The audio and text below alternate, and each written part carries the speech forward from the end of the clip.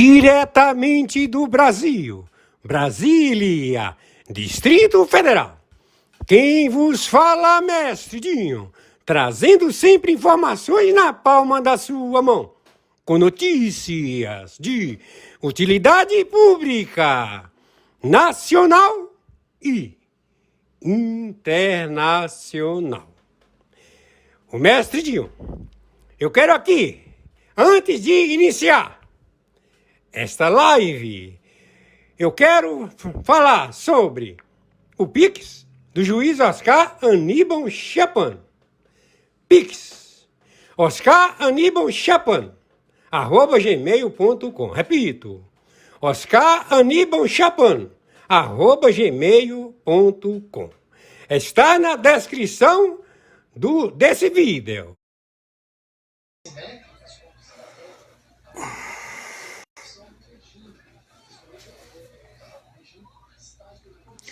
Muito boa noite, muito boa noite. 21 de junho de 2025. Horário 22 horas 28 minutos. Quem está falando é o senhor Oscar Aníbal Chapan, o árbitro, na função corregedor-geral na investigação da ONU. 196 países em que seus funcionários públicos se venderam ao petróleo do Irã, país que deixa de existir com esta nomenclatura. Não se chama mais Irã. Todos os seus ativos financeiros estão todos confiscados à espera de um novo plebiscito de toda a população do Irã, que está comemorando o desfecho destes exércitos de mercenários conhecidos como Dragões do Irã. Já se encontram em território do Irã todos os que combateram o Irã desde 42 anos, vítimas destes déspotas, que todos eles têm nome, sobrenome, endereço, e que todos serão levados ao pelotão de fuzilamento. As autoridades que estão em fuga se estabeleceram no Brasil. Estão já em vários estados, 26 estados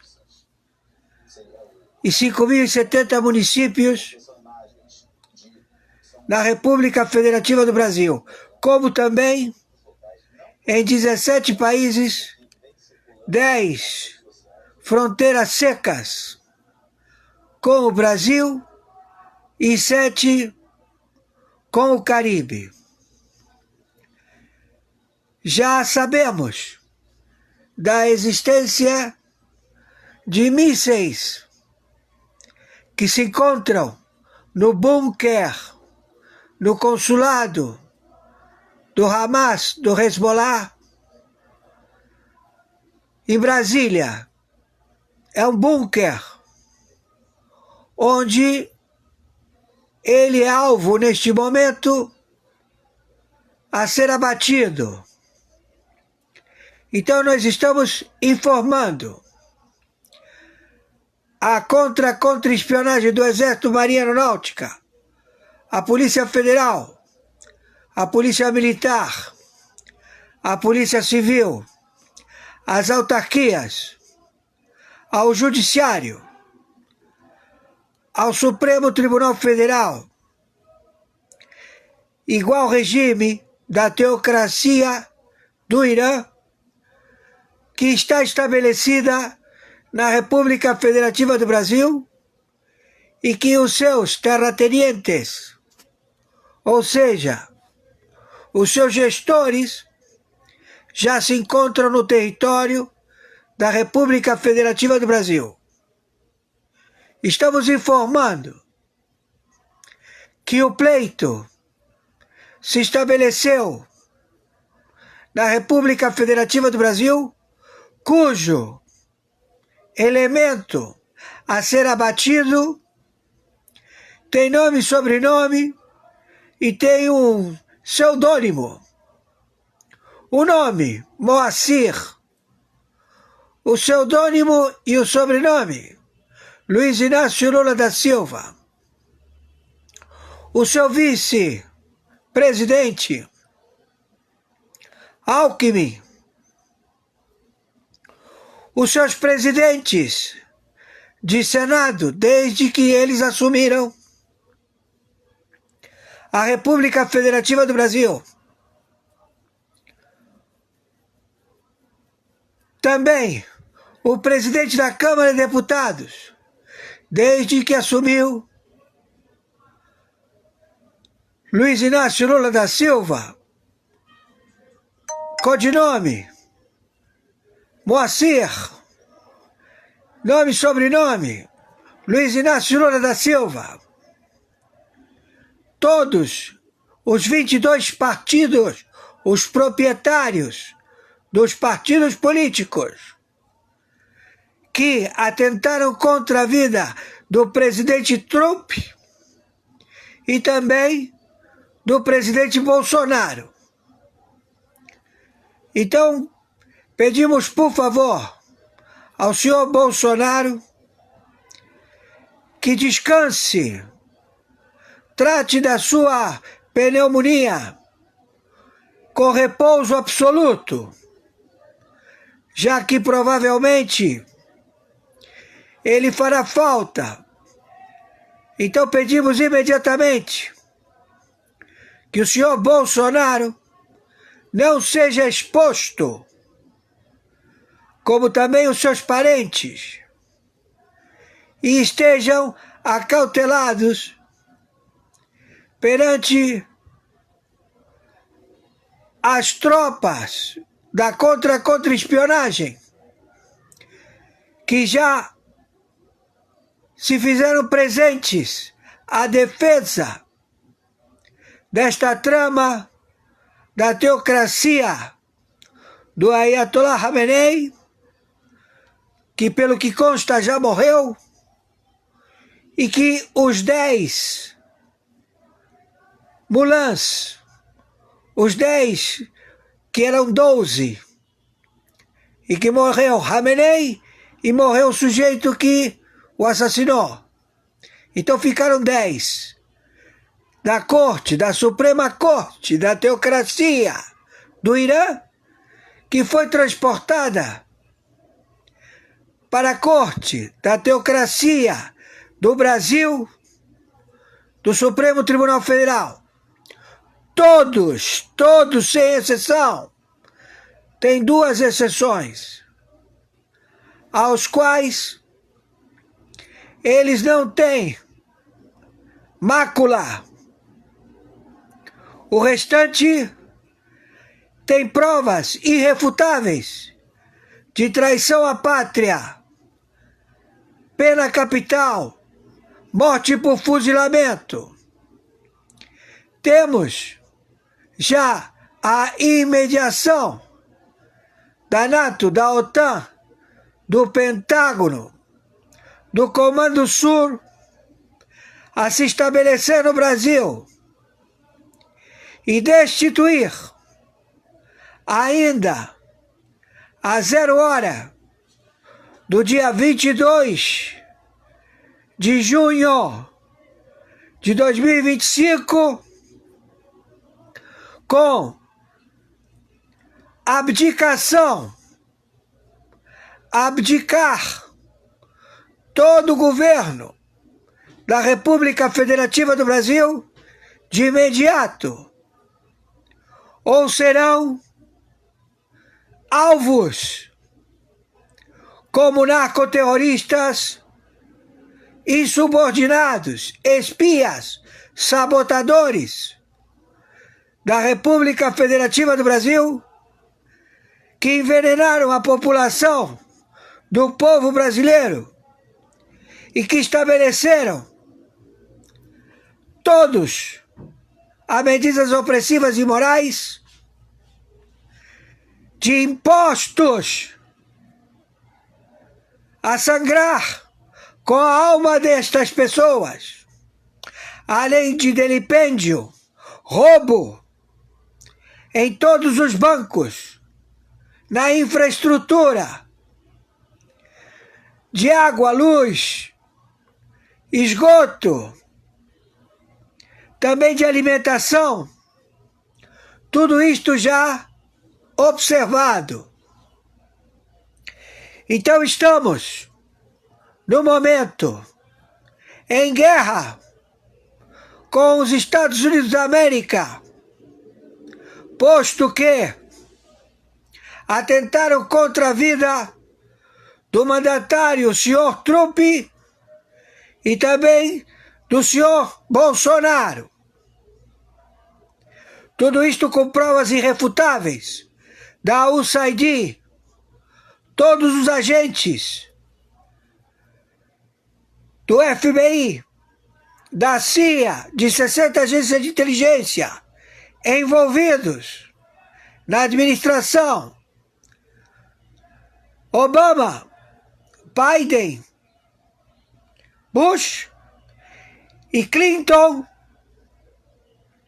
confessaram, através de delação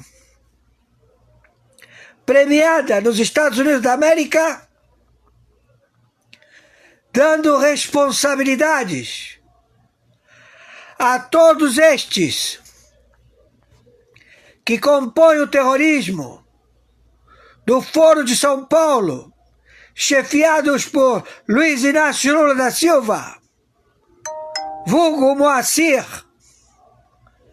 e o seu vice Alckmin, como também toda a sua prole anterior, desde José Sarney até Michel Temer Lula, todos ao calabouço, todos os seus bens confiscados, todos os seus patrimônios confiscados, bancos, corretoras, entidades do crime organizado que lavam dinheiro do narcotráfico mundial.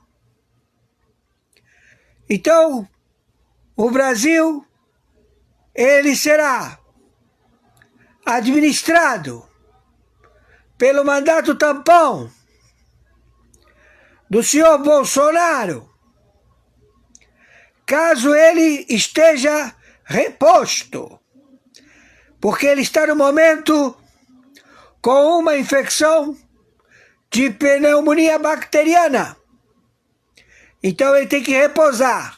Até então, as autoridades da NATO, da OTAN, do Pentágono, da Quarta Frota, se farão presentes em todo o território de 26 estados e 5.070 municípios. Governadores, prefeitos envolvidos no envenenamento, todos que foram identificados ao pedido de serem tratados como países independentes, os seus estados de governo, 22, que foram solicitações feitas à ONU, todos interditados. Não ficará pedra sobre pedra. Ninguém será poupado. Todos serão levados pelas autoridades por crime de terrorismo, narcotráfico, espionagem, associação à China, à Rússia, Irã, Turquia, todos já com vasto pedigree. Quem está falando é o senhor Oscar Aníbal Chiappano, árbitro, na função corregedor-geral, com a assistência de 60 agências de inteligência, 123 países, com as suas tropas de Exército, Marinha Aeronáutica, signatários do Tribunal Penal Internacional, interventor no Tribunal Internacional do Brooklyn, interventor no Supremo Tribunal Mundial. Está determinada a posição, a localização de ogivas, mísseis apontadas para os Estados Unidos da América, situados em Centro-América, no México, na Colômbia, na Venezuela, no Brasil, na Bolívia, no Peru, no Equador, Nicarágua, nos 17 países do narcotráfico. E todos serão alvos. Ninguém será poupado. Vamos passar o continente a limpo. Estas medidas, elas são cirúrgicas. São comandos de especialistas voltados à detenção e ao manuseio destes elementos pela lei Magnitsky, pela lei IAPA e pela lei internacional dos direitos humanos universal. Tudo já em procedimento. Hoje, 21 de junho de 2025, horário 22h44, e conforme determinação, meu Pix de sobrevivência é meu nome e sobrenome, é meu e-mail, Oscar Aníbal Chiappano, @gmail.com. Meu Pix de sobrevivência é meu documento único de identidade para todo cidadão brasileiro, CPF, e também residentes, CPF 510 466 447 34. Banco, plataforma, Mercado Pago. Por favor, nos ajudem. Temos que pagar a internet e o telefone. Pagamos as vencidas. E já venceu. Nos ajudem. Maiores informações, entraremos em contato. Vamos aguardar o pronunciamento do senhor Trump, onde o Congresso americano, unanimidade, tanto os democratas como o governo estabelecido,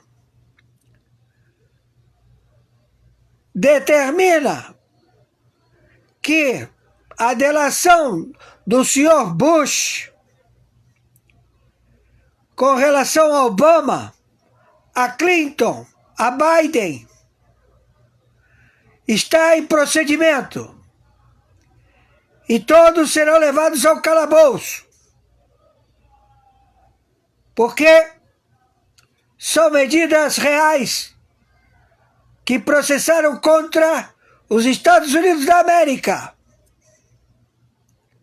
onde os Estados Unidos da América, como foi no passado, ele foi alvo de simpatizantes dos nazistas do Terceiro Reich, que se estabeleceram nos Estados Unidos da América e que foram combatidos, como agora os terroristas estabelecidos por esta teocracia infame que não são muçulmanos, torno a repetir, são mentirosos ladrões, terroristas, sobreviveram a vida inteira através do terror, da opressão, de medidas opressivas e imorais, todos identificados, todos terão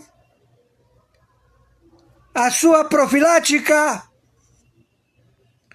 operacionalidade pelas autoridades dos Estados Unidos da América. Por favor, viralizem isto. Maiores informações, entraremos em contato. Meus amigos e amigas patriotas, quem vos fala, mestre Dinho. Hoje, dia 22 de junho do ano de 2025. Nós acabamos de assistir a live do juiz Oscar Aníbal Chapman. E na sequência, como de sempre, todos os dias, o juiz Oscar Aníbal Chapman envia para o mestre Dinho as matérias. Portanto, meus amigos e minhas amigas, a seguir, vamos assistir às matérias. Se ele confirma que soube do plano Punhal Verde e Amarelo apenas através das investigações após o seu acordo de colaboração. Isso está claro, né? Quando que o senhor soube do plano ou da operação Punhal Verde e Amarelo?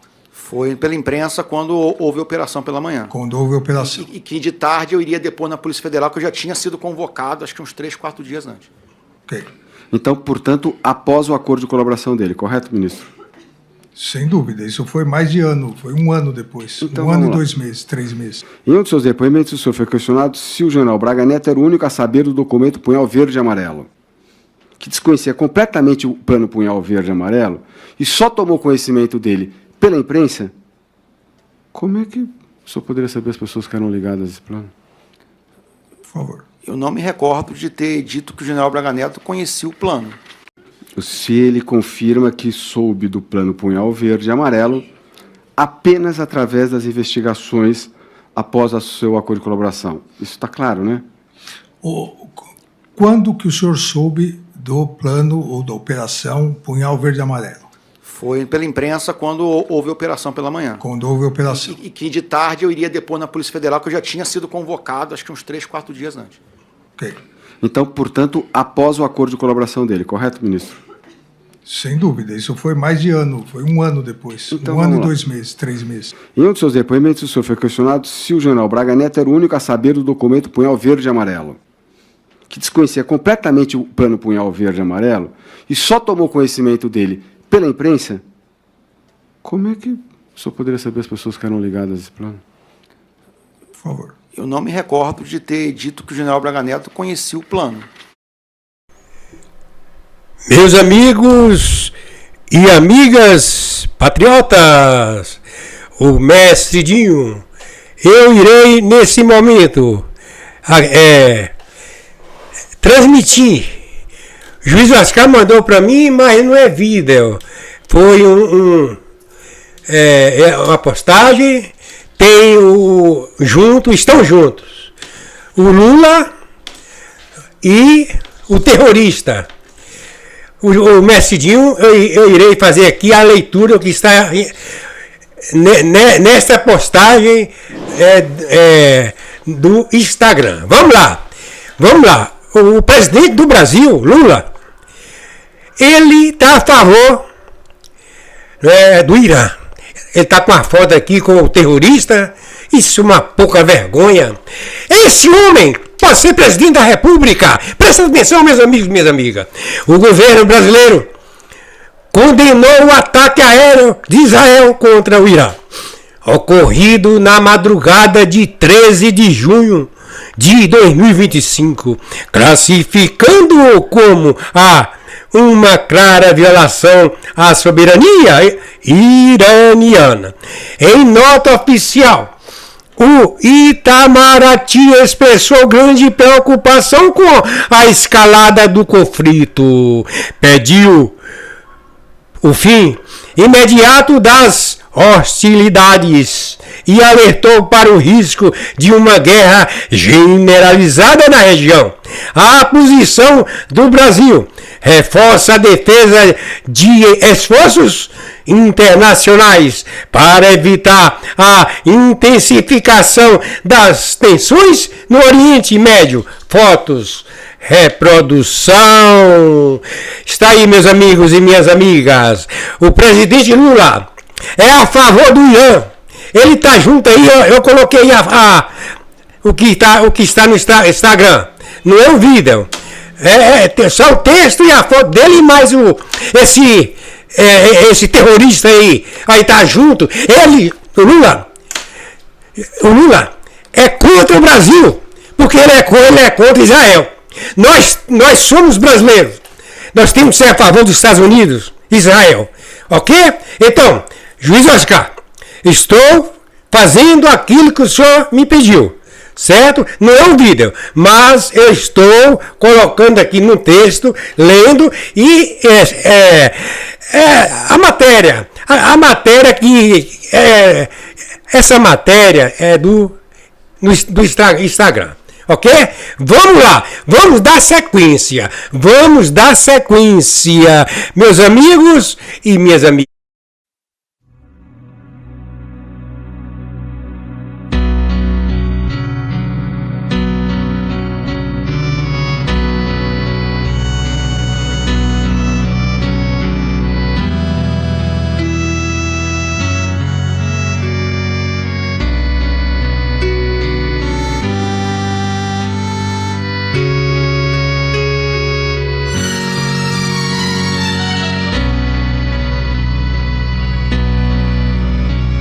Pai nosso que estás nos céus, santificado seja o teu nome. Venha o teu reino, seja feita. Na sequência, meus amigos e amigas patriotas, eu quero aqui mostrar aqui essa reportagem que o juiz Oscar Aníbal Chapano. Não é vídeo, é fotos e um texto, ok? Um texto, vamos lá. A fonte Diário 360. Vamos lá. Vocês estão vendo aí a imagem, né? A imagem. Então, vamos lá. Deixa eu ver aqui. Vamos lá. 360 Diário é a fonte. Em 2023, 2 navios de guerra iranianos, o Iris Macan e o Iris Dena, atracaram no porto do Rio de Janeiro entre 26 de fevereiro a 4 de março. Após autorização da Marinha Brasileira, apesar de pressões dos Estados Unidos para que o Brasil negasse a entrada. A visita, segundo a Embaixada do Irã, fazia parte de uma missão naval global e celebrava 120 anos de relações diplomáticas entre Brasil e Irã. No entanto, a presença das embarcações gerou polêmica devido às acusações americanas de que o Irã estaria envolvido em atividades ilícitas, incluindo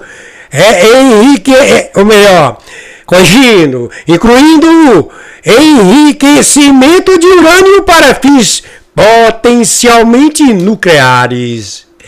As embarcações, equipadas com mísseis, canhões e capacidade para operações logísticas, levantaram suspeitas sobre suas intenções.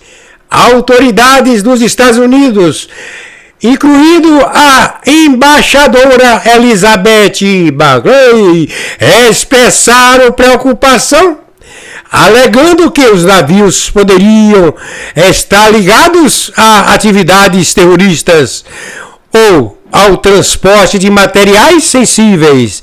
Apesar disso, o governo brasileiro, sob a presidência de Luiz Inácio Lula da Silva, defendeu a decisão como soberana, destacando que os navios apenas reabasteceram e que não havia evidências de atividades militares ilícitas, como o transporte de urânio para armas nucleares. Polícia Federal Brasileira conduziu uma apuração encerrada em 2024, sem indiciamentos ou provas de irregularidades.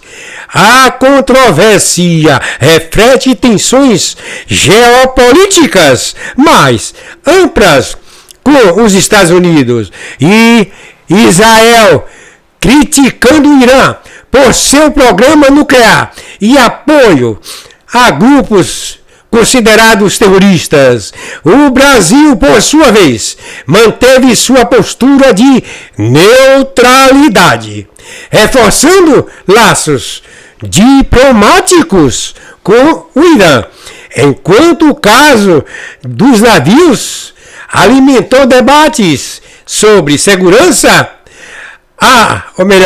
sobre segurança e soberania na América Latina, conforme fotos, reprodução. Portanto, meus amigos e minhas amigas, a situação do Brasil, é complicado, né? Portanto, nós temos aí, né, os governantes, né, desse sistema político caótico estão fazendo tudo errado, né? Estão fazendo parte aí com os terroristas, traficantes e comunismo. É situação dramática. Meu Deus. Vamos lá, meus amigos e minhas amigas. Eu irei encerrar. Portanto, juiz Oscar Aníbal Chapman. É a reportagem que o senhor pediu também, eu fiz. Tá aí. Vamos lá, vamos dar sequência agora.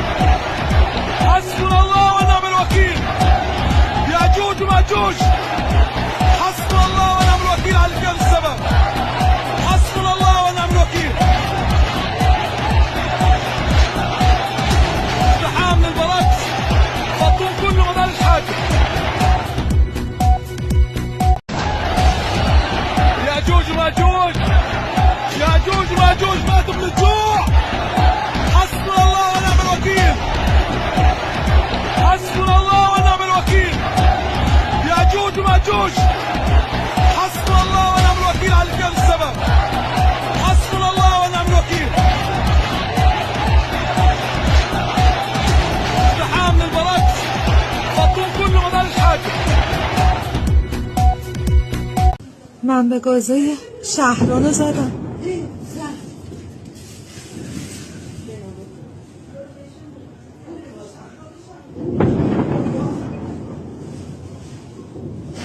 همینطوری دارم میزنن.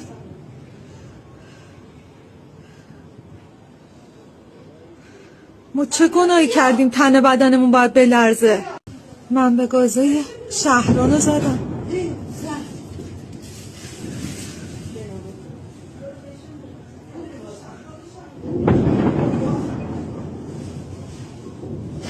همینطوری دارم میزنن.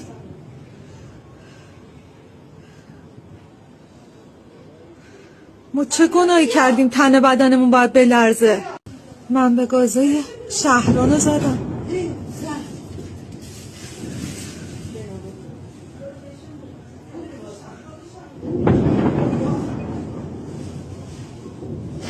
همینطوری دارن میزنن.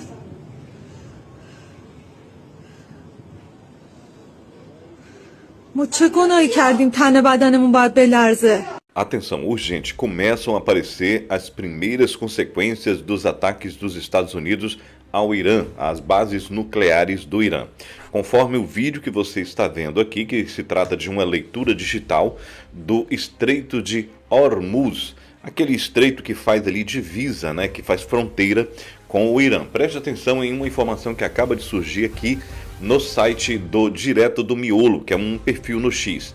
Urgente. O parlamento iraniano acaba de aprovar o encerramento do Estreito de Hormuz. O Irã já está bloqueando os sinais de GPS na região, interrompendo a navegação de milhares de embarcações e prejudicando a passagem de mais de 40% do petróleo mundial. Como você está vendo aí, muitas embarcações passam por ali para escoar o petróleo não só do Irã, mas de outros 6 a 7 países que fazem fronteira com o Estreito de Hormuz. Bom, então as primeiras consequências, haverão outras consequências que começaram a aparecer ao longo do final de semana, ao longo da semana, e nós vamos estar aqui atentos para trazer para você todas as informações das consequências do pós-ataque dos Estados Unidos às bases nucleares do Irã. A qualquer momento a gente pode voltar com novos vídeos e também ao vivo, trazendo muito mais informações para você. Por isso que eu peço, já segue o perfil, já deixa aí o seu like, faça com que esse vídeo chegue ao maior número de pessoas possíveis e necessárias. Segue, curte e compartilha.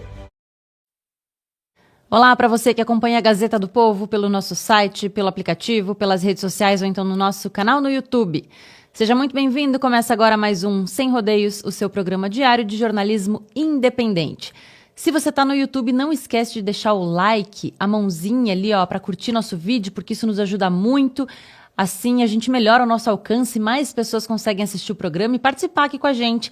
Você também pode deixar sua mensagem ali no nosso chat do YouTube, a gente vai acompanhando ao longo do programa os recados que vocês colocam ali.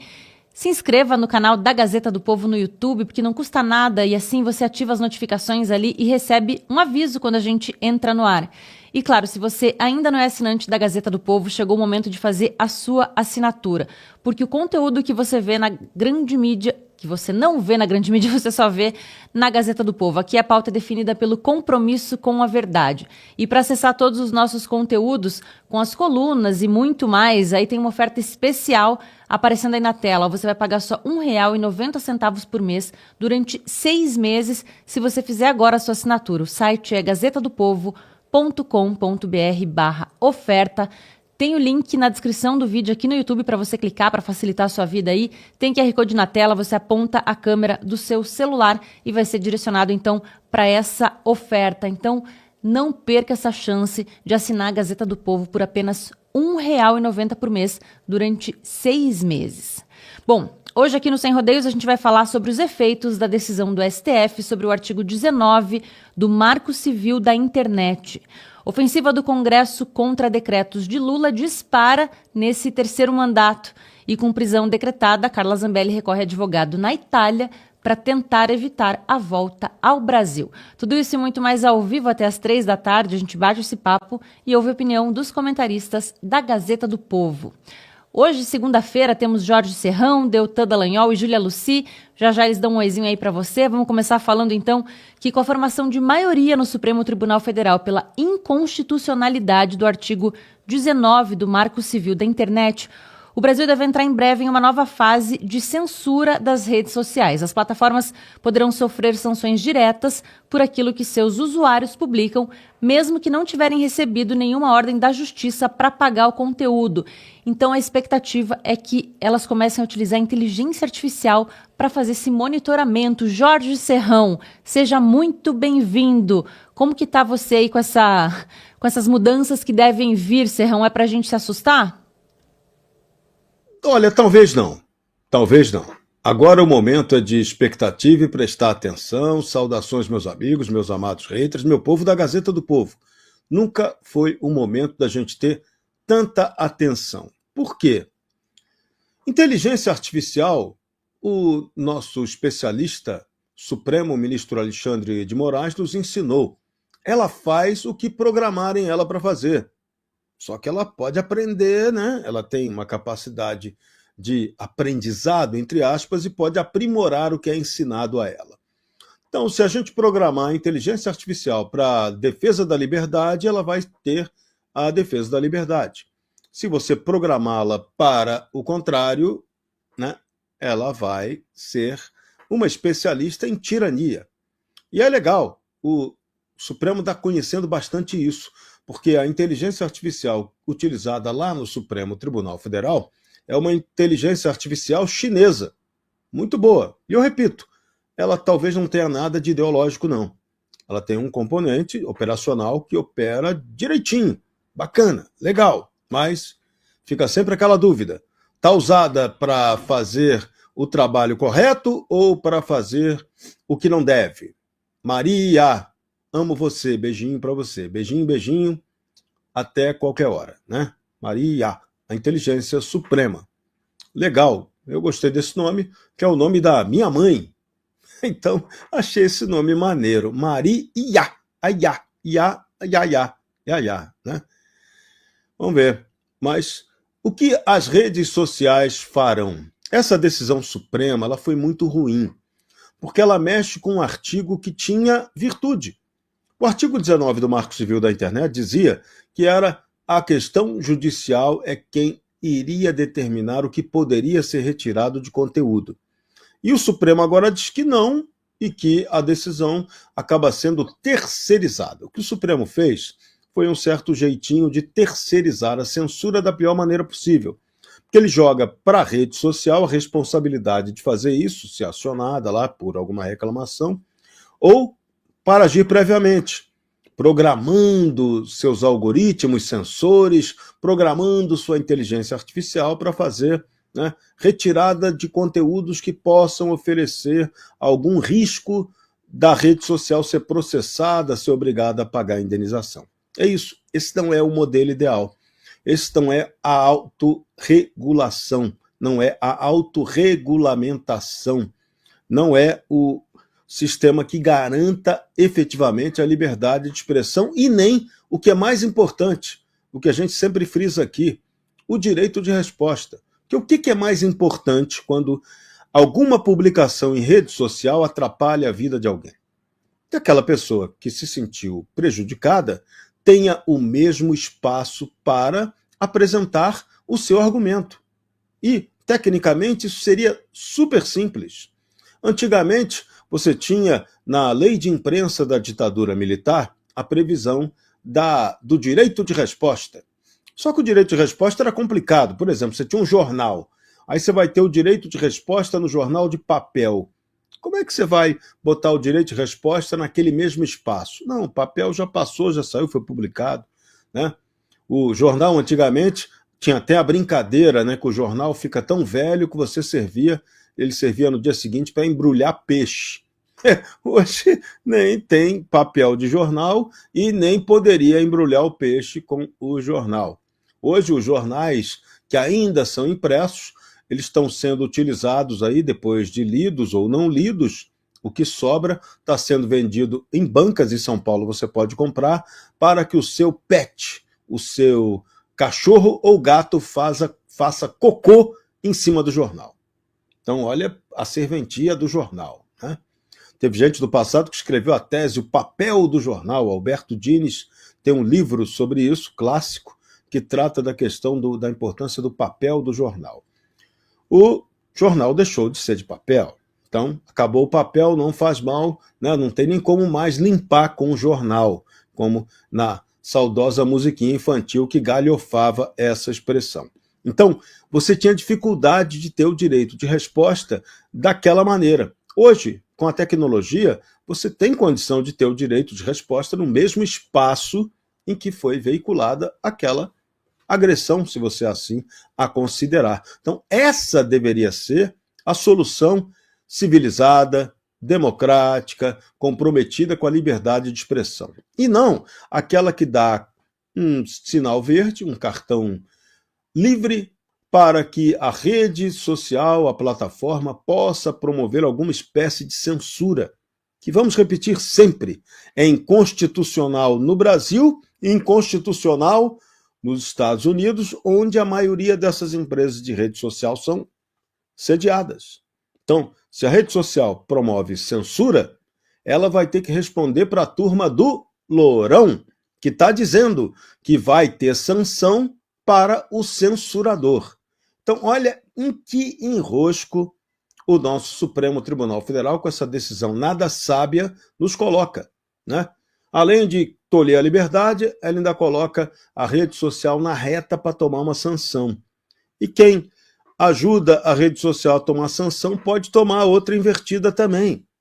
Então, olha que situação indesejável, desnecessária, quando bastaria o simples direito de resposta no mesmo espaço em que aquela informação inverídica, injuriosa, caluniosa, difamatória foi veiculada.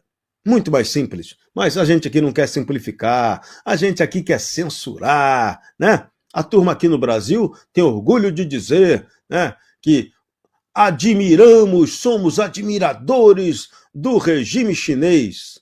Então tá, o regime chinês é admirável, realmente, estamos vendo lá em Israel. Aquelas bombas que estão caindo lá em Israel, você acha que aquilo, o Irã tem tecnologia para aquilo? Mas nem de brincanagem. Aquilo é bomba chinesa ou russa, muito mais provavelmente chinesa, que tem tecnologia para aquele tipo de armamento. Então, a coisa está feia. Quando o Brasil começa a exaltar o que lá de fora tem-se de pior, de deplorável, de que agride a liberdade de expressão, estamos muito mal, estamos supremamente mal. E a gente não merece isso. A gente merece democracia, Estado de Direito, respeito, liberdade, né? Mas vamos continuar lutando, é a nossa obrigação, antes que um míssel caia na nossa cabeça ou que a gente tenha a nossa censura promovida por inteligência artificial ou pela prima dela, a burrice artificial ou a canalice artificial, que são componentes do mesmo sistema eletrônico informatizado não comprometido com a liberdade. Vamos em frente, vamos torcer. Nossa luta é pela liberdade e a gente vai vencer no final das contas. Se a gente não venceu ainda, é porque o jogo ainda não acabou. Mas de 10-0 a gente não vai perder, não. Porque quem está jogando contra a gente não é o Bayern de Munique. São outros alemães que, sinceramente, são nada craques. Vamos ouvir agora Deltan Dallagnol. Seja muito bem-vindo, Deltan. Qual que é a sua análise aí dessa decisão? Por enquanto, né, não é uma decisão definitiva, porque todo mundo não foi todo mundo que votou ainda, mas a gente já tem maioria do STF, então a gente já sabe que vai ter alteração nesse entendimento aí. Como que você vê essa mudança, Deltan? Olá, Rosana, Serrão, Júlia Lucia, olá você que nos acompanha aqui na Gazeta do Povo, que é um parceiro fiel de jornada, que luta conosco e que apoia o jornal. Olha, Serrão, quando eu estava escutando você, o que eu fiquei imaginando foi: as redes sociais vão ter que agora retirar o conteúdo assim que notificada, sob pena de responsabilidade posterior, caso aquela fala seja entendida como uma violadora um abuso de liberdade de expressão. O que você acha que aconteceria, Serrão? O que você acha que aconteceria depois do vídeo do Pix, do Nicolas, e a público? O que o governo faria imediatamente? Logo após o Nicolas colocar a cara nas primeiras views, o vídeo está começando a explodir, o que o governo faria? O governo ia notificar com a AGU, com peso, o Ministério da Justiça, todo mundo notificando a rede social, tira, você vai ser responsabilizada. E o que vocês acham que, com todo o peso, pressão e força do governo, o que vocês acham que a Meta, o Instagram, o TikTok, todo mundo ia fazer? A gente simplesmente hoje não teria visto o vídeo do Nicolas, que era um vídeo que não tinha nada de desinformação. Mas sob o argumento de desinformação, a gente já não teria visto isso. Por isso que a gente precisa falar disso. E eu vou falar agora com vocês sobre o grande firewall supremo. Entenda como que vai funcionar essa censura do STF, e se você é conservador, cristão de direita, isso aqui é para te deixar apavorado. Eu vou te mostrar agora duas coisas. Primeiro, quais são os tipos de conteúdo que as redes sociais vão censurar a partir de agora, depois que o Supremo formou essa maioria pela regulamentação das redes. E segundo, como que essa decisão vai fomentar a criação de uma inteligência artificial suprema, estilo regime chinês, para controlar o conteúdo postado nas redes sociais e na internet. Então vamos lá, direto ao primeiro ponto. Quais são ou quais serão os conteúdos censurados? O julgamento no STF ainda não terminou, mas a maioria dos votos dos ministros já definiram 2 tipos de conteúdos que devem ser derrubados pelas plataformas sem decisão judicial. Primeiro, conteúdos criminosos e, em segundo lugar, conteúdos que chamam aí de tipo aberto. E eu vou explicar para você a diferença entre os dois. Conteúdos criminosos são aqueles baseados em condutas previstas em lei como crimes, terrorismo, pedofilia, por exemplo. Já os conteúdos de tipo aberto são os perigosos. São aqueles que são baseados em termos vagos, genéricos, em clichês do Supremo Tribunal Federal, aqueles que eles adoram usar: desinformação, discurso de ódio, ataques ao Estado Democrático de Direito. Esses são conceitos abertos, que não possuem uma previsão legal estrita. Então, no fim das contas, eles podem englobar qualquer coisa. Podem abarcar uma grande variedade de posts simplesmente porque alguém não gosta, ou alguém discorda deles, ou acha esses posts polêmicos. E aí é que eu te explico por que você deve se preocupar se você for conservador, cristão ou de direita. Um estudo da Universidade de Vanderbilt dos Estados Unidos sobre regulamentação das redes sociais em países da Europa, em especial sobre França, Alemanha e Suécia, que são países altamente democráticos, vejam bem, estão falando aí de berços da democracia mundial. Esse estudo mostrou que depois da regulamentação que eles implementaram, o que aconteceu? As plataformas passaram a fazer uma moderação extremamente agressiva dos conteúdos. O que é a moderação? É o controle do que você retira e do que você mantém na rede social. Então passaram a fazer uma moderação muito agressiva dos conteúdos para evitar qualquer tipo de punição, retirando em massa conteúdos das redes sociais. Afinal, são empresas privadas, meu amigo, e elas não querem ser multadas, elas não querem ser responsabilizadas, elas querem lucrar. O resultado disso foi uma remoção de 87,5% até 99,7% de conteúdos legítimos e legais. Ou seja, do conteúdo retirado, do conteúdo que foi retirado em massa, eles analisaram esse conteúdo e 87,5% até 99,7% dos conteúdos retirados eram legítimos e legais. Não violavam nenhuma lei. Eram protegidos pela liberdade de expressão. Então, por que essa variação aí, 87 a 99? Porque variou um pouco de acordo com o país e um pouco de acordo com a rede social. E sabe quais que eram esses conteúdos removidos? Comentários religiosos, apoio ao candidato e ideias conservadoras, críticas a políticas de imigração e críticas a vacinas. Ou seja, eram posts aí que desagradavam grupos de pessoas, mas eram conteúdos legais. E assim que o pensamento conservador, cristão e de direita, acabou sendo criminalizado, mesmo sendo absolutamente legítimo e legal. E agora, bora para o segundo ponto, que isso tudo só vai ficando mais e mais assustador. O segundo ponto é o seguinte: a decisão do STF ela vai fomentar a criação de uma inteligência artificial suprema. Como assim, Deltan? Bom, vocês lembram do Gilmar Mendes dizendo que ele e os ministros do STF eram admiradores do regime chinês, certo? Pois é, a China está na liderança mundial do treinamento de uma inteligência artificial monstruosa, quimérica, treinada com uma base de dados de mais de 133 mil palavras que são simplesmente proibidas, vedadas, censuradas. Tudo que tiver essas palavras é imediatamente identificado, localizado nas redes e derrubado. E as plataformas elas vão ter que fazer a mesma coisa aqui no Brasil se elas quiserem seguir a decisão do Supremo e impedir qualquer tipo de responsabilização delas, plataformas.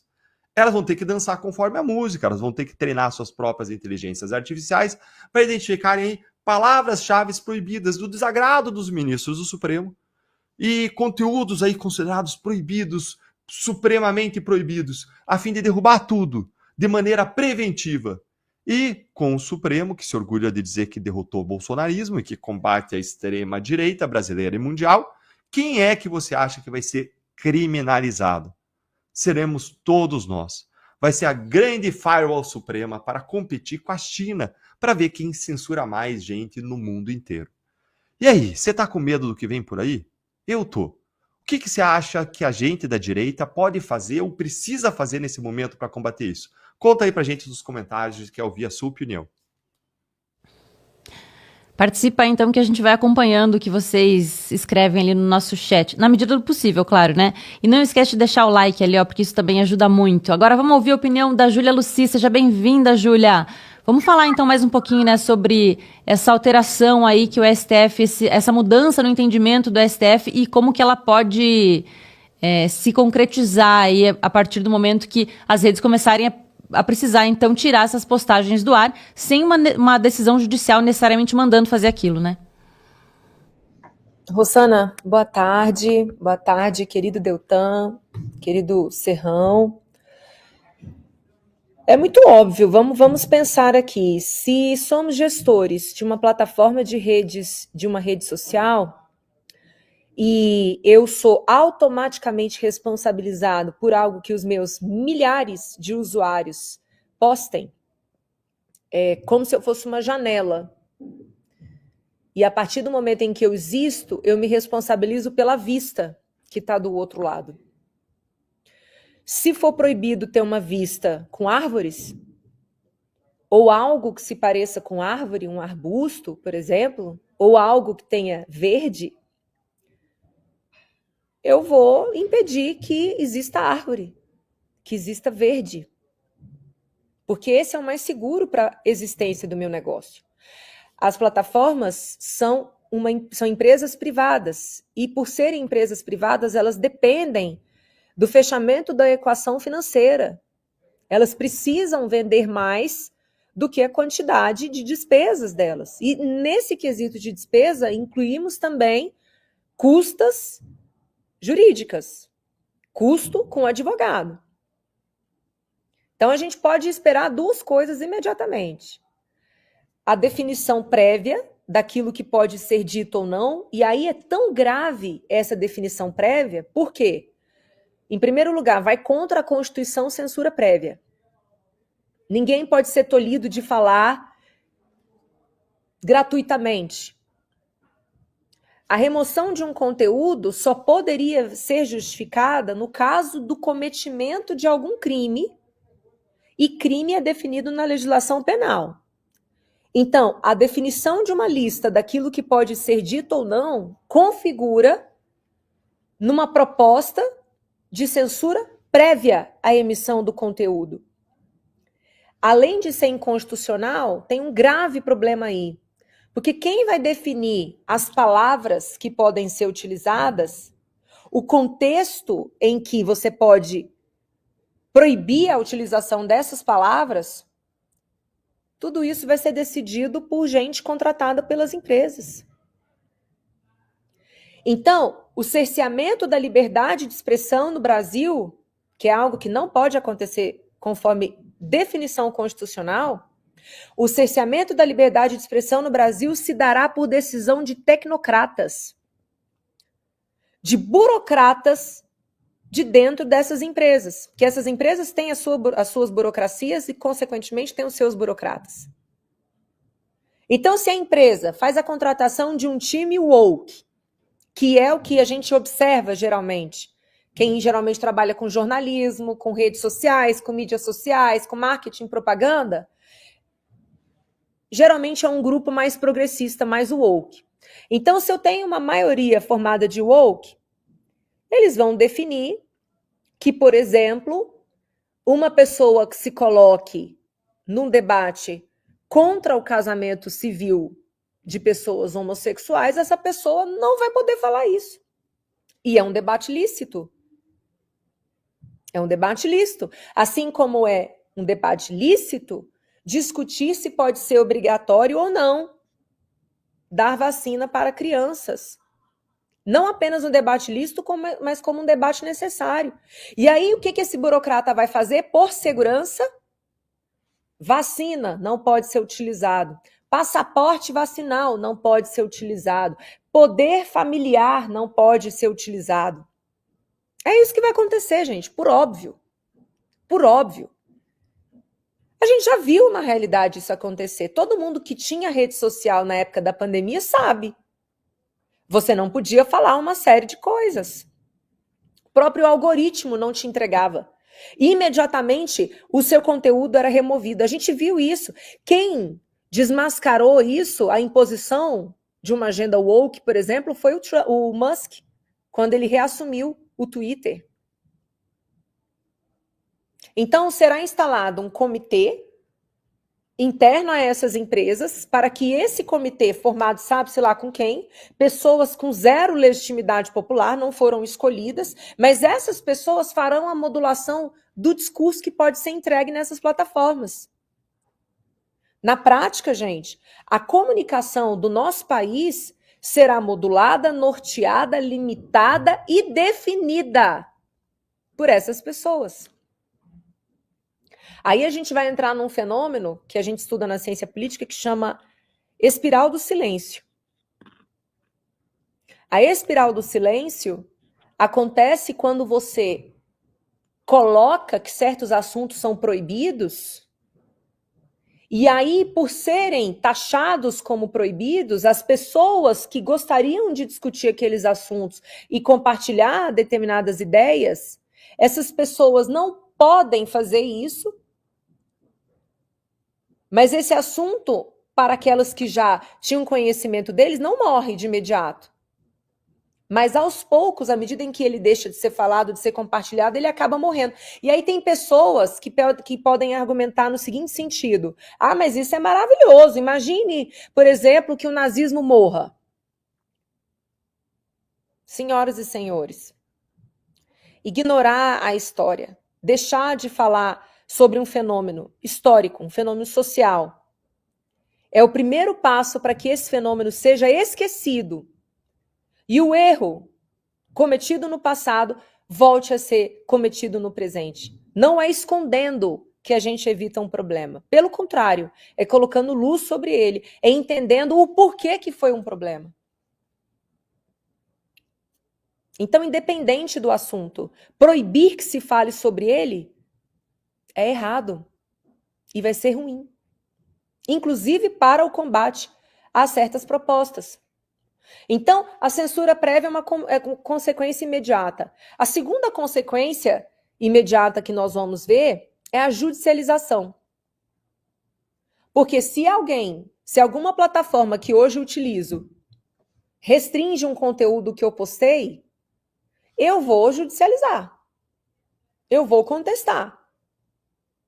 Por que eu não posso falar? Qual foi a palavra? Baseada em quê? Eu judicializo.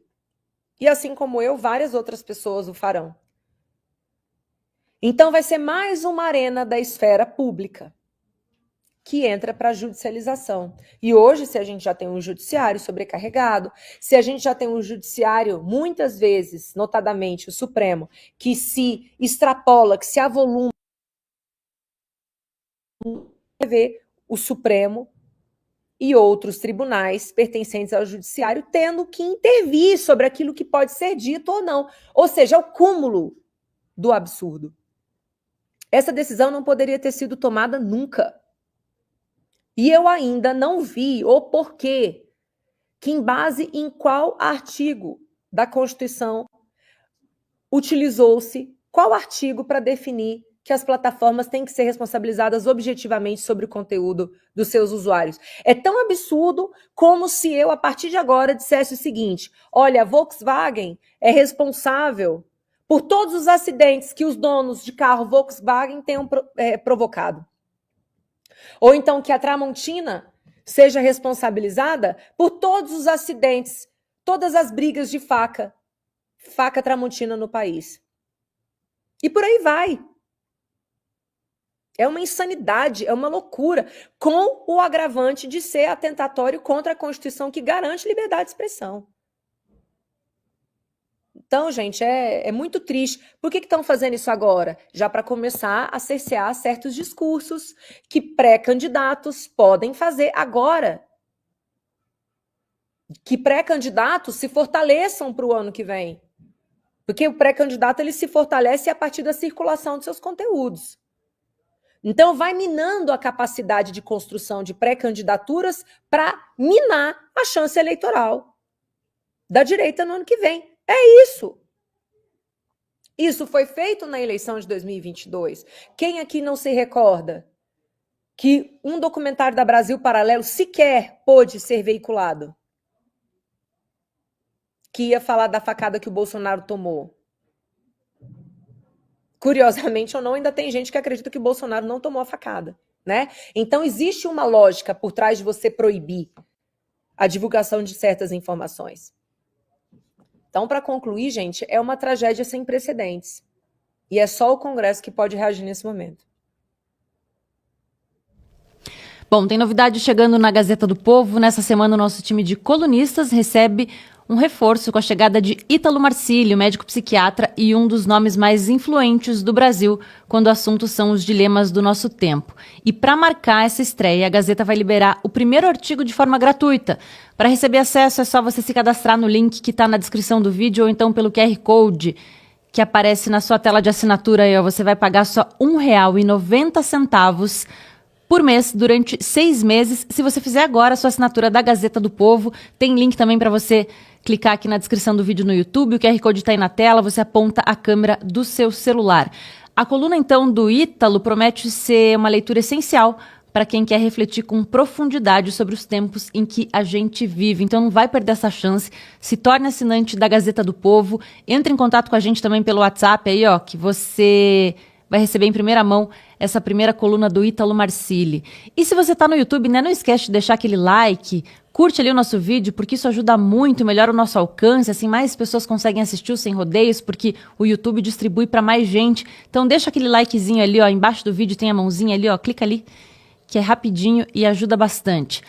Agora, Serrão, vamos falar sobre a ofensiva do Congresso Nacional contra decretos editados pelo governo do presidente Lula, porque disparou nesse terceiro mandato, né, com relação aos 2 anteriores. Quer dizer, o Congresso está tentando se posicionar mais fortemente. Aí, o que você acha, Serrão, nesse Lula 3? Bom, pelo menos estamos ouvindo o papo de que o Congresso vai fazer isso. Vamos aguardar ainda as medidas concretas, efetivas. Porque a nossa Constituição de 88 nos legou o primo do antigo decreto-lei da ditadura. No tempo da ditadura, o presidente baixava o decreto-lei e ele estava valendo. Aí a democratização reborn, né, de 1988, ela trouxe a medida provisória, que é uma decretação que precisa ter o respaldo do Congresso Nacional e se em 60 dias ela não for aprovada, ela cai. Mas é prima do decreto-lei, né? É o Executivo legislando. E nessa jogada a gente ainda teve aí uma outra malandragem, que aqui no meio de um decreto-lei, de uma medida provisória, o governo ainda metia o quê? A jabuticaba. Começava falando de um assunto e metia no meio outros assuntos e aquilo passava a ter força legal a partir da entrada em vigor até ser aprovado, ratificado ou revogado, rejeitado pelo Congresso Nacional. Isso criou para nós uma dinâmica horrível, a do executivo legislador, né? Que é uma herança autoritária, que vem lá de trás, lá dos tempos do Getúlio Vargas. Decreto-lei, a expressão decreto-lei. Vale o que for decretado pelo cara que tiver a caneta. E mais recentemente, aprimorando ainda a nossa Constituição, a gente teve a possibilidade de ter decisões judiciais que passaram a ter força legal, que tomaram aí um certo papel de legislar, como se estivesse interpretando como a lei, ou qual o espírito da lei deve ser seguido. Essa é a essência juristocrática dos últimos tempos que estamos enfrentando. Então o Brasil é só distorção atrás de distorção. Caberia ao Congresso Nacional, se tem uma regra com a qual o Congresso não concorda, ele editar o seu decreto legislativo e, por força desse decreto legislativo, revogar a medida equivocada, imbecil, criminosa, malvada, contrária aos interesses da maioria, do interesse público, que o executivo eventualmente publicar, ou até uma decisão no extremo judicial que também pareça substituir o caráter de legislação. Problema, até agora, é uma possibilidade que existe, mas que não é praticada de verdade. O Congresso fica sempre naquela, não, vamos baixar um decreto e anular a medida. Vai? Jura que vai? Não faz isso. Isso não acontece. Fica só na intenção boa ou má, na ameaça que acaba não se configurando. E o governo, no meio das contas, joga com o quê? Joga com a sua capacidade de comprar aquela base aliada, né? De corromper delicadamente a base aliada para que ela faça o que interessa ao governo e não o que interessa ao interesse público maior. Então, esse é o problema brasileiro hoje. Você tem um parlamento que poderia ter soberania para decidir sobre as questões legais, mas esse parlamento se omite, não entende o que está acontecendo, ou então vota coisas que eles não têm a menor condição de ter votado, não debatem exaustivamente aquilo que tem que ser discutido para ser aprovado de maneira correta, ou passam batido. Deixa o governo legislar, deixa o Supremo legislar indiretamente, geralmente provocado por um parlamentar ou por um partido político, e aí nós ficamos nessa zona institucional em que estamos mergulhados há algum tempo, né? Como eu sempre lembro, na democracia reborn atual, a gente saiu da ditadura militar, evoluiu-se para a ditadura do militante, e hoje vemos claramente que a ditadura do militante degenerou para uma ditadura do meliante. E aí você tem um meliante, o crime no poder, o crime fazendo bobagem, o crime agredindo a institucionalidade. Então, o problema brasileiro é gravíssimo, é sério. A gente espera que tenhamos condições de escolher melhor os parlamentares na próxima eleição para que eles mudem esse jogo, para que eles assumam a sua responsabilidade. Só tem o probleminha, porque vamos para as próximas eleições com as mesmas regras das anteriores, ou até com risco de regras piores. Se for aprovado o Código Eleitoral que está em discussão lá no Senado, prevendo censura, prevendo punição criminal para quem tomar determinadas decisões, defender determinadas ideias durante a campanha, ferrou geral. Nós vamos ter arbítrio na veia e não democracia na veia. Nós continuaremos elegendo os mais medíocres, os mais canalhas, e não aqueles que têm que ser escolhidos para serem os representantes legítimos, corretos, minimamente inteligentes do povo brasileiro. Nosso dilema é grande. Então, se o Congresso agora ameaça ou promete usar a sua prerrogativa, que use. Parabéns ao Congresso se fizer isso. Só que a probabilidade disso acontecer de verdade é mínima. Ou se acontecer, vai acontecer para alguma vingança política entre o Congresso e o governo. Já que o governo é campeão de praticar a vingança, os seus opositores, ou o lado legislativo, ou até o próprio judiciário, também se sentem à vontade para praticar o estilo vingativo de operar institucionalmente. E aí fica essa zona que a gente está vendo hoje e que não é uma zona eleitoral. É muito pior do que tudo que possa parecer. Então, ou esse Brasil se ajeita, ou a gente toma vergonha, ou a gente pensa exatamente como eleger melhor no ano que vem nossos representantes, mesmo sabendo que vamos com as mesmas regras do jogo para a eleição, ou então estaremos irremediavelmente perdidos. Vamos ver agora Deltan Dallagnol para falar sobre isso. Deltan, você acha também que o Congresso está se posicionando de maneira mais efetiva agora nesse Lula 3? Ou são efeitos dos tempos de hoje em dia, que as pessoas querem aparecer mais, né? Rosana, eu queria começar com o final do meu último comentário. Eu perguntei no final do meu último comentário o que nós, à direita, a gente pode fazer a respeito dessa regulação das redes. Aí veio o José Edson Vieira dos Anjos e ele disse, olha, separei aqui para ler para vocês. Ele disse o seguinte, nós não podemos fazer mais nada. Nessa altura do campeonato, acabou. Aí veio a Maria das Graças Cavalcante e disse impeachment de todos os ministros, tirando André Mendonça. Aí veio o Jeff e disse, olha, precisamos de um levante popular nas ruas. E a Lupa Via disse a direita tem que conseguir todas as cadeiras na Câmara e no Senado, conquistar de dentro para fora. O que vocês acham, hein? Vão dizendo aí pra gente nos comentários qual que é a saída, qual é a solução para tudo isso e vamos então falar da Câmara dos Deputados. O poder do Hugo Motta na Câmara dos Deputados está sendo ameaçado. E é uma grande ameaça. Vem agora aqui comigo descobrir que ameaça que é essa. Hoje a gente liga o noticiário e a gente se pergunta, acabou aquele estilo paz e amor do Hugo Motta? Acabou a lua de mel com o governo Lula e o Supremo? Ou tem algo maior por trás das aparências que a gente não está vendo?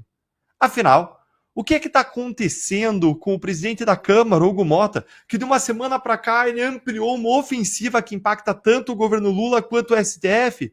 Fica aqui comigo que eu vou te contar quais foram os dois movimentos do Hugo Motta que aumentaram a temperatura em Brasília e no final eu vou te dizer qual que é a grande ameaça ao poder de Hugo Motta que fez ele ficar desesperado e agir dessa forma. Bora então para o primeiro movimento. O primeiro movimento do Motta foi, é claro, avisar em alto e bom som que ele iria colocar em votação nessa segunda-feira o regime de urgência do projeto de decreto legislativo da oposição que vai derrubar aquele aumento de IOF do taxagem, o que é um golpe forte dentro do governo Lula, que está quebrado e que precisa desesperadamente do aumento de impostos para financiar a reeleição de Lula em 26 e para devolver, é claro, o dinheiro devido que foi roubado dos aposentados no aposentão do INSS. Perceba, em vez de eles cortarem despesas, eles querem aumentar os impostos. Esse é o governo Lula. E esse movimento do Motta para derrubar esse aumento de impostos foi particularmente surpreendente. Por quê? Porque dias antes, no domingo retrasado, ele ficou horas em reunião com o presidente do Senado, Davi Alcolumbre, e com o Taxade. Isso para anunciar justamente novas propostas do governo para substituir o aumento do IOF. E o que eles disseram que viriam a ser propostas estruturantes, mas que eram coisa nenhuma. E não durou nem uma semana e o Motta foi com tudo agora para cima do governo, dizendo que o Brasil não aguenta mais o aumento de impostos. O que aconteceu para o Motta dar um cavalo de pau desses, hein? Calma que eu vou te contar. Bora aqui para o segundo movimento que eu vou resumir antes de te contar o que está acontecendo. O segundo movimento do Motta foi anunciar que ele pautaria em breve a decisão do STF que cassou o mandato da deputada Carla Zambelli. E esse foi mais surpreendente ainda, esse movimento. Por que, Deltan, foi surpreendente? Porque um dia antes desse anúncio, o Motta chegou a dizer que a decisão do STF era inquestionável e deveria ser cumprida. E a imprensa aí divulgou que havia um acordo entre o Motta e o STF para que a votação no plenário sobre a prisão da Carla Zambelli ocorresse apenas quando ela fosse de fato presa na Itália e extraditada para o Brasil. E o que é que está por trás de tudo isso, hein, gente? Deltan, eu tô curioso, o que está por trás desses movimentos todos do Motta? Por que esse movimento do Motta contra o Lula e contra o STF está acontecendo se isso destoa de tudo que ele fez até aqui? Olha só, será que o Motta resolveu finalmente defender as atribuições da Câmara contra os atropelos do Supremo? Será que ele acordou que esse governo Lula é um desastre e está se opondo a ele? Será que ele está tomando a decisão certa por valores, por princípios? Não, meus amigos. Não é assim que as coisas funcionam em Brasília, infelizmente. A razão secreta por trás de tudo são elas, sempre elas. Elas que movem mundos em Brasília. Elas que movem montanhas. São elas, as emendas parlamentares. Pois é, os deputados, especialmente do Centrão, estão extremamente irritados, tanto com o governo Lula quanto com o Supremo, pela dificuldade que eles estão tendo para executar as emendas parlamentares. Ou seja, os deputados eles estão indicando destinos para as emendas, para os milhões de dinheiro público que eles podem destinar, colocando lá nas suas bases eleitorais os seus redutos em troca de votos futuros, mas o dinheiro não está chegando lá na ponta. Seja porque o governo Lula está parado, seja por conta das decisões do ministro Flávio Dino que estão suspendendo a execução dessas emendas, que, lembrando, são esse mecanismo de perpetuação do poder dos deputados, que ficam usando esses milhões dessas emendas para enviar dinheiro para custear obras e serviços nas suas bases e assim garantir a sua própria reeleição, aumentar o seu número de votos. Sem falar, é claro, daquele percentualzinho, né, gente, que chamam de volta lá no Congresso. Aquele percentualzinho das emendas que é simplesmente desviado pela corrupção e volta para o deputado que as destinou. E o Mota está numa sinuca de bico, porque ele está sem essas emendas à disposição dele para construir uma base própria de apoio lá na Câmara e montar uma tropa de choque para ele chamar de sua, como tinha Eduardo Cunha, como tinha Arthur Lira. Mota não tem recursos agora para oferecer para as bancadas e para os partidos. E por isso ele só tem uma opção, que é engrossar sua voz contra o governo Lula e o Supremo, senão ele arrisca perder todo o apoio dos deputados lá no plenário. No fim das contas, essa é a maior ameaça ao poder de Hugo Mota. São seus próprios colegas, os próprios deputados, irados com a falta da sua mamatinha, das suas emendas chegando lá na ponta. É como o capitão de um navio que perde o respeito dos seus marujos porque não está distribuindo a alimentação e pode a qualquer momento sofrer um motim e ser jogado por cima daquela amurada aos tubarões que esperam no mar à hora de jantar. E agora eu quero ver a sua opinião. Até quando vai essa ofensiva do Mota contra o governo Lula e o STF, hein? O que você acha? Ele vai voltar atrás se as emendas forem liberadas, forem destravadas? Conta para mim o que vocês acham nos comentários. A minha opinião você já desconfia qual é. Diretamente do Brasil, quem vos fala, Mestre Dinho, trazendo sempre informações na palma da sua mão. E o meu convite especial, por gentileza, entra na descrição desse vídeo. Urgente! Clicar nos links abaixo. É uma surpresa e você pode ganhar muito dinheiro. Repito! Urgente! Clicar nos links abaixo. É uma surpresa e você pode ganhar muito dinheiro!